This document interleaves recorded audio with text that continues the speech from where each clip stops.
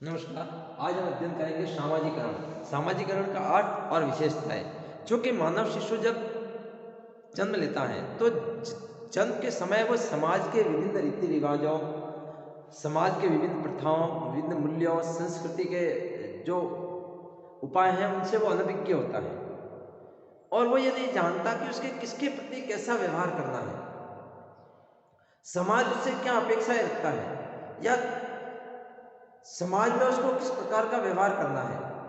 शिशु कुछ अपनी शारीरिक क्षमताओं के साथ पैदा होता है और इन क्षमताओं के कारण ही वो बहुत कुछ सीख लेता है।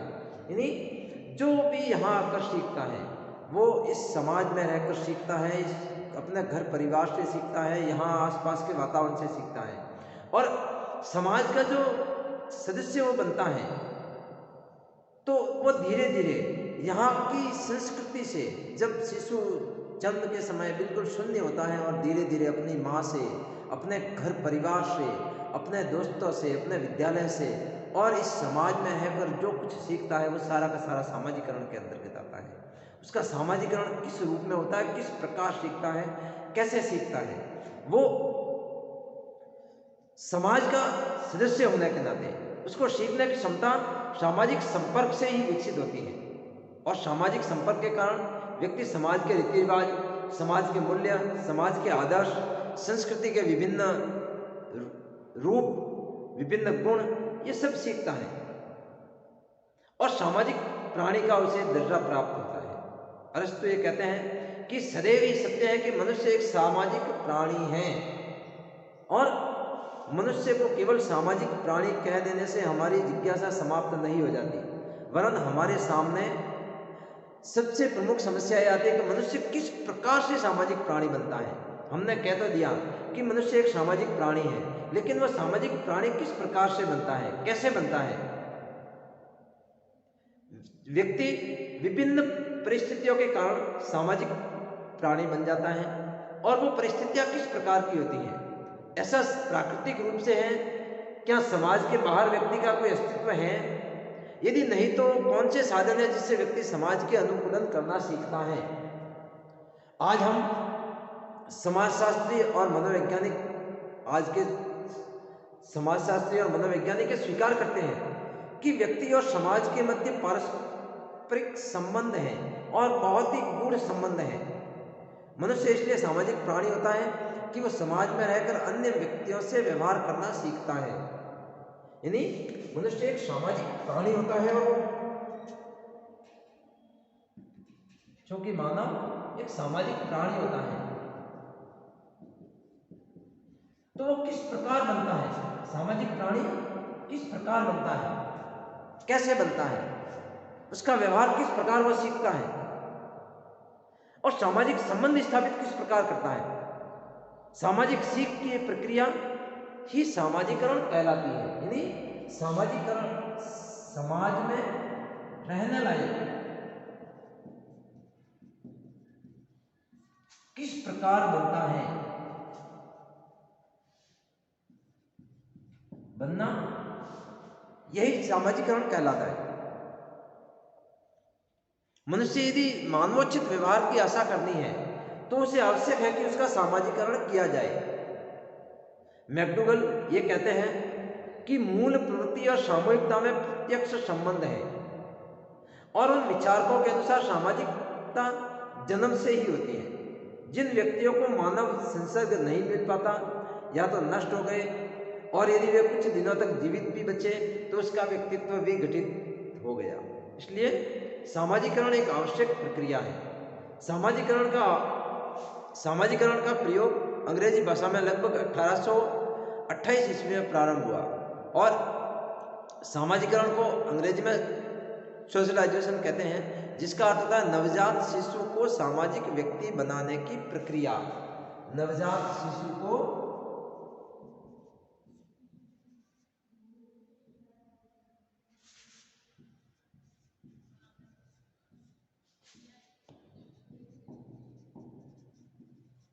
सामाजिक व्यक्ति बनाने की प्रक्रिया क्या कहलाती है, सामाजिकरण।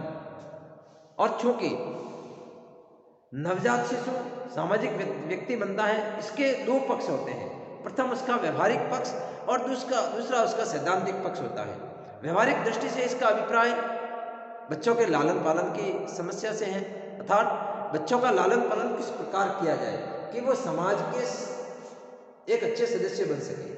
और सैद्धांतिक दृष्टि से हम ये इसको देखें तो सामाजिक अंतःक्रिया में व्यक्ति जैविक क्षमताओं और स्वतंत्र व्यक्तित्व की दृष्टि से अर्थपूर्ण व्यवहार का विकास किस प्रकार होता है। तो सामाजिकरण शब्द का प्रयोग विभिन्न अर्थों में भी लिया जाता है। अर्थशास्त्री और मुख्यतः मार्क्सवादी अर्थशास्त्री ये कहते हैं कि सामाजिकरण शब्द का प्रयोग उत्पादन के साधनों और संपत्ति और समाज के अधिकार के रूप में किया जाता है। वे कहते हैं कि कारखानों, बैंकों, भूमि का सामाजिकरण किया जाना चाहिए, भूमि आदि का सामाजिकरण किया जाना चाहिए, यानी ये सभी समाज सभी के लिए हो, यानी जिस पर समाज का अधिकार हो वो सामाजिकरण, जैसे कारखाने हैं, बैंक हैं, भूमि है, इनको सामाजिकरण किया जाए, इन पर सभी का अधिकार हो। किम्बॉल यंग सामाजिकरण के 3 अर्थ बताते हैं और वो कहते हैं कि सामाजिक सुधार उपदेशक शब्द का प्रयोग बच्चों और युवकों के नैतिक प्रशिक्षण देने से अर्थ में भी करते हैं। बाल मनोविज्ञान के संकीर्ण अर्थ में अगर इस शब्द का प्रयोग बच्चों को सामाजिक प्रशिक्षण देने के अर्थ में किया जाता है और समाजशास्त्र में इसका प्रयोग प्रक्रियाओं में किया जाता है, यानी सामाजिक सुधारक है।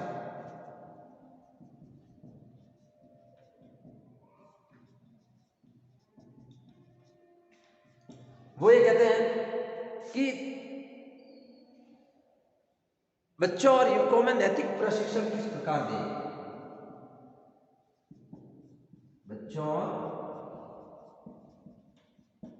युवकों का नैतिक प्रशिक्षण क्या कहलाता है? सामाजिकरण। इसी प्रकार से बाल मनोविज्ञान कहता है कि सामाजिक प्रशिक्षण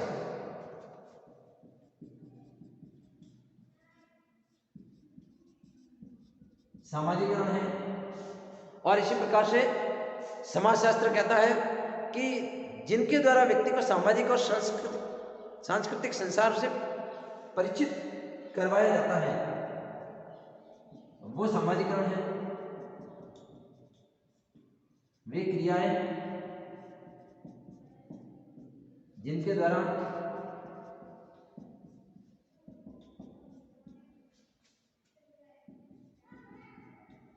बालक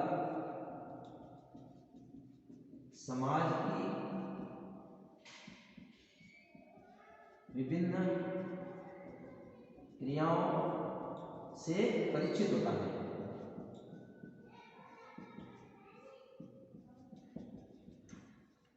वो कहलाता है सामाजिकरण।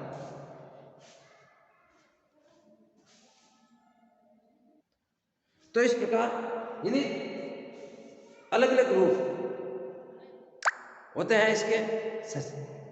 तो सामाजिकरण के मुख्य अर्थ क्या है इसको हम जानेंगे। सामाजिकरण की कुछ परिभाषाएं क्या हैं उनका हम अध्ययन करेंगे कि सामाजिकरण वह प्रक्रिया है जिसके द्वारा बच्चा अपनी सांस्कृतिक विशेषताओं, आत्म और व्यक्तित्व को प्राप्त करता है। ये कहा है प्रोफेसर ग्रीन ने। प्रोफेसर ग्रीन कहते हैं कि सामाजिकरण वो प्रक्रिया है जिनके द्वारा बालक अपने सांस्कृतिक विशेषताओं को आत्मसात और व्यक्तित्व को प्राप्त करता है।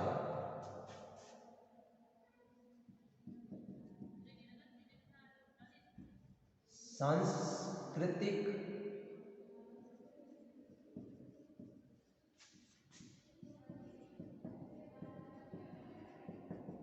विशेषताओं और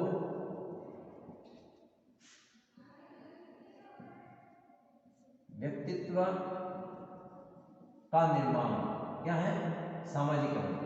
बालक की सांस्कृतिक विशेषता और उनकी व्यक्तित्व का प्राप्त करना, व्यक्तित्व किस प्रकार बनता है, वो क्या है? सामाजिकरण। इसी प्रकार से जॉनसन कहते हैं कि सामाजिकरण का तात्पर्य सामाजिक सीख से है, जो सीखने वाले व्यक्ति को उसकी सामाजिक भूमिका निभाने के योग्य बनाती है। जॉनसन क्या कहते हैं कि सामाजिक सीख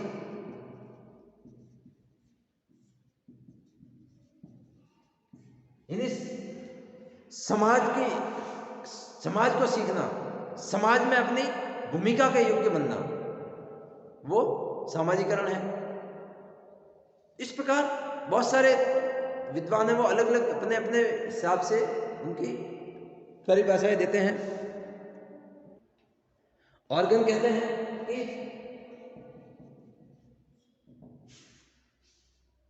सामाजिकरण वो प्रक्रिया है जिसके द्वारा व्यक्ति अपने समूह के आदर्शों और नियमों के अनुसार व्यवहार करना सीखता है। सामाजिकरण किसकी क्या प्रक्रिया है कि व्यक्ति समूह के आदर्शों और नियमों के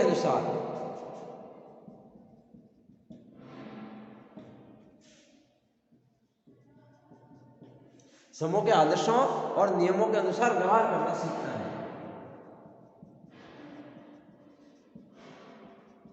व्यवहार सीखना क्या है? सामाजिकरण। इस प्रकार सामाजिकरण क्या है कि सामाजिकरण ऐसी प्रक्रिया है जिसके द्वारा व्यक्ति समूह में दूसरे लोगों के साथ किस प्रकार काम करता है और उसके समूह के प्रति उसके उत्तरदायित्व क्या है, वो समाज में किस प्रकार रहेगा, समाज में किस प्रकार के उसको काम करने हैं, समाज में रहकर उसको किस प्रकार का व्यवहार करना है, ये सारा सीखना सामाजिकरण कहलाता है। यानी सामाजिकरण व्यक्ति को समाज में रहने लायक या रहने के योग्य बनाना ही सामाजिकरण कहलाता है। इस प्रकार सामाजिकरण वो प्रक्रिया है जिसके द्वारा व्यक्ति समूह या समाज की सामाजिक सांस्कृतिक विशेषताओं को ग्रहण करता है। इन्हें जो समाज की सामाजिक और सांस्कृतिक विशेषताएं हैं उनको ग्रहण करता है और अपने व्यक्तित्व का विकास करता है, समाज का एक सदस्य बनता है। और सामाजिकरण द्वारा ही बच्चा सामाजिक प्रतिमानों को सीखकर उनके अनुरूप आचरण करता सीखता है और समाज में अपना नियंत्रण स्थापित करता है। सामाजिकरण सीखने की वो प्रक्रिया है जो कि जीवन पर्यंत चलती है, कभी भी सामाजिकरण समाप्त नहीं होता, जीवन भर वो सामाजिकरण चलता रहता है। इसलिए हम कह सकते हैं कि बालक जिस प्रक्रिया के माध्यम से किसी समाज के मूल्य, उनके प्रतिमानों को आत्मसात करता है या जो सीखता है, वो सामाजिकरण की प्रक्रिया के नाम से जाना जाता है। और इसके सीखने के आधार पर व्यक्ति के व्यक्तित्व का विकास होता है। मानवीय व्यवहार को सीखने की प्रक्रिया का पूरा परिणाम सामाजिकरण कहलाता है। यानी समाज में रहने लायक एक उत्तरदायी व्यक्ति बनना ही सामाजिकरण होता है। अब हम देखेंगे सामाजिकरण की विशेषताएं। हमने जाना सामाजिकरण का अर्थ क्या है, अब हम अध्ययन करेंगे सामाजिकरण की विशेषताएं। सामाजिकरण की कुछ विशेषताएं होती हैं। सबसे पहले सीखने की प्रक्रिया।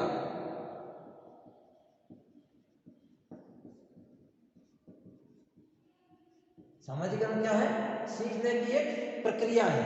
यानी सामाजिकरण सीखने की वो प्रक्रिया है, उस प्रक्रिया को कहते हैं जो कि समाज में रहकर सीखता है।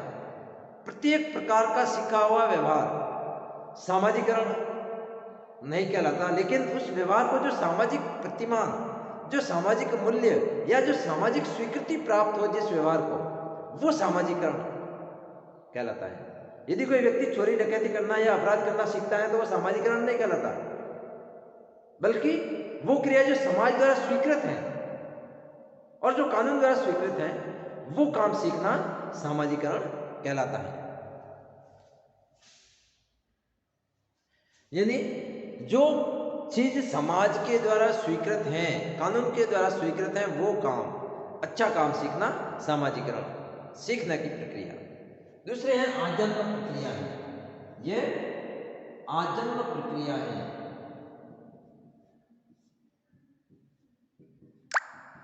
यानी ये जन्म से लगाकर मृत्यु पूर्व तक चलती है कि सामाजिकरण की प्रक्रिया जब बालक जन्म लेता है तब से वो सीखने लगता है और मृत्यु पूर्व तक वो सीखता रहता है।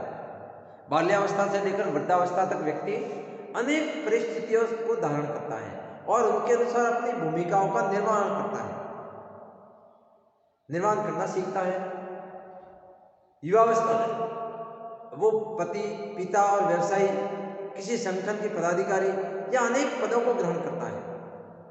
वृद्धावस्था में वो दादा, नाना, ससुर आदि के पद धारण करता है और इन सभी पदों के अनुरूप वो अपनी भूमिका का निर्वाह करता है। और इस प्रकार व्यक्ति के सामने नई नई परिस्थितियां और नए नए पद आते जाते हैं और इसी के अनुसार वो अपने सामाजिक व्यवहारों को सीखता है। इस प्रकार सामाजिक प्रक्रिया एक आजन्म प्रक्रिया है जो कि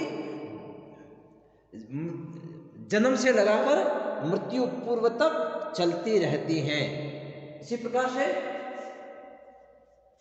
सामाजिकरण समय और स्थान से सापेक्ष रूप से संबंधित है। सामाजिकरण समय और स्थान से क्या है? संबंधित है।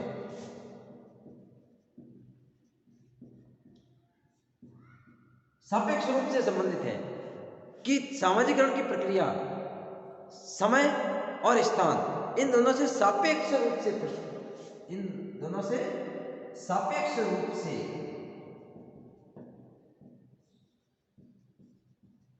अब यहां पर मैंने एक शब्द और लगाया है सापेक्ष रूप से।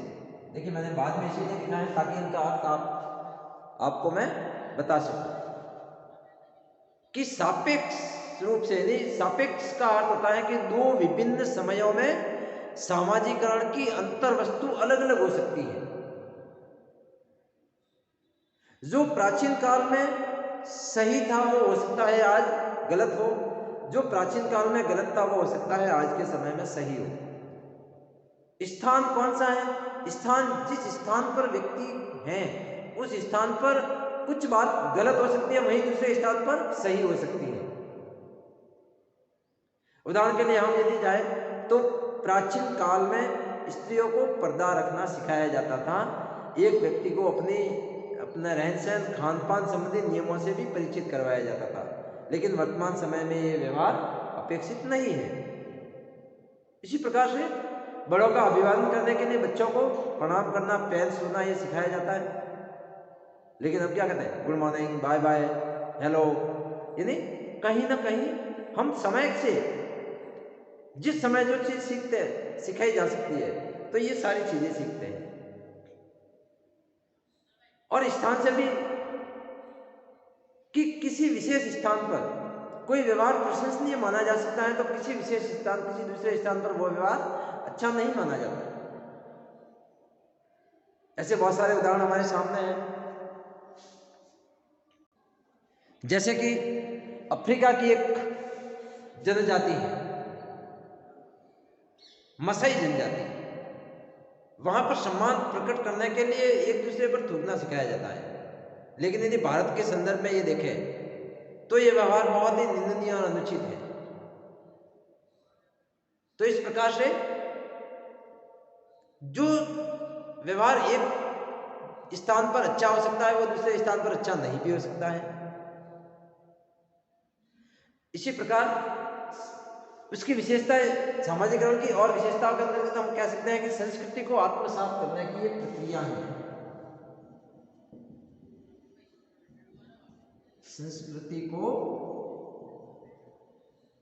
आत्मसात करने की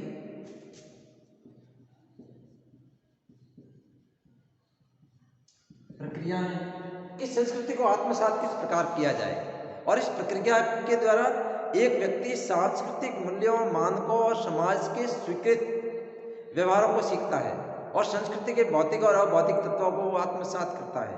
धीरे धीरे ये संस्कृति व्यक्ति के व्यक्तित्व का अंग बन जाती है, यानी वो संस्कृति को सीखता है और आत्मसात करता है, उसके अनुसार व्यवहार करना सीखता है। जब ग्रहण की जाती है चीज तो उसके अनुसार व्यवहार करना सीखता है। इसी प्रकार नेक्स्ट अपन कह सकते हैं कि समाज का प्रकार्यात्मक सदस्य बनने की प्रक्रिया है सामाजिकरण। सामाजिकरण क्या है? समाज का प्रकार्यात्मक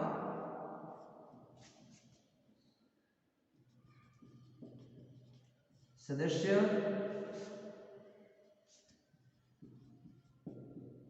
बनने की प्रक्रिया है कि समाज का एक प्रकार्यात्मक सदस्य, यानी सामाजिकरण की प्रक्रिया के द्वारा जो व्यक्ति है वो सामाजिक कार्यों में भाग लेने के योग्य बनता है। विभिन्न जो सामाजिक कार्य हैं उसमें भाग किस प्रकार लिया जाए, और इसी के द्वारा जो प्राणी शास्त्रीय कार्य है सामाजिक, जो कि एक प्राणी शास्त्रीय के रूप में होता है, वो सामाजिक रूप में बदलता है और किस पद पर रहकर किस परिस्थिति में किस प्रकार का व्यवहार करना है वो सीखता है। सामाजिक संपर्क से वो बहुत कुछ सीखता है और संपर्क से व्यक्ति से ही लोगों की अपेक्षाओं के अनुरूप वो व्यवहार करने लगता है। और सामाजिकरण के अभाव में कोई भी मनुष्य समाज का सदस्य कभी भी नहीं बन सकता। इसलिए सामाजिकरण समाज का एक प्रकार्यात्मक, समाज के कार्य करने लायक बनता है व्यक्ति। इसी प्रकार से समाज में रहकर सामाजिकरण के द्वारा उसकी आत्मा का विकास होता है। आत्मा का विकास, सामाजिकरण के द्वारा व्यक्ति की आत्मा का विकास होता है। सामाजिकरण के द्वारा ही व्यक्ति के आत्म विकास होता है और व्यक्ति में अपने प्रति जागरूकता आती है। वो ये जानने लगता है कि दूसरे व्यक्ति के बारे में क्या सोचते हैं, यानी दूसरे व्यक्ति उसके बारे में क्या सोचते हैं, इसलिए वो अपनी आत्मा का विकास करता है और अच्छा बनने की कोशिश करता है। यदि दूसरे व्यक्ति गलत सोचेंगे, ऐसा होगा तो क्या होगा, ये क्या करेंगे ऐसे, तो इस प्रकार से वो अपनी आत्मा का विकास करने लगता है धीरे धीरे। और फिर नेक्स्ट अपन कह सकते हैं कि संस्कृति का हस्तांतरण है। सामाजिकरण क्या है? संस्कृति का हस्तांतरण, एक पीढ़ी से दूसरी पीढ़ी में हस्तांतरण, संस्कृति का हस्तांतरण, यानी कि एक पीढ़ी से दूसरी पीढ़ी में संस्कृति को पहुंचाना। हम हमारे पूर्वजों से सीखते हैं, हमारे माता पिता से, हमारे दादा दादी से हम सीखते हैं और ये पीढ़ी दर पीढ़ी चलता रहता है। हमसे हमारे बच्चे सीखेंगे, उनसे उनके बच्चे सीखेंगे, तो ये पीढ़ी दर पीढ़ी सामाजिकरण के द्वारा समूह जो संस्कृति है उसको हस्तांतरित होती है। नई पीढ़ी पुराने पीढ़ी को से संस्कृति ग्रहण करती है और धीरे धीरे उसमें निरंतरता बनती है। तो इस सामाजिकरण क्या है? संस्कृति का हस्तांतरण भी है। इस प्रकार सामाजिकरण एक सीखने की प्रक्रिया है, वो आजन्म प्रक्रिया है। आजन्म पूरे जन्म पर्यंत वो सीखता रहता है, समय और स्थान से सापेक्ष रूप से, यानी जिस एक स्थान पर जो चीज अच्छी है वो दूसरे स्थान पर अच्छी नहीं भी हो सकती है, और जिस समय जो काम अच्छा है वो दूसरे हो सकता है आने वाले समय में वो चीज अच्छी नहीं हो या अच्छी हो।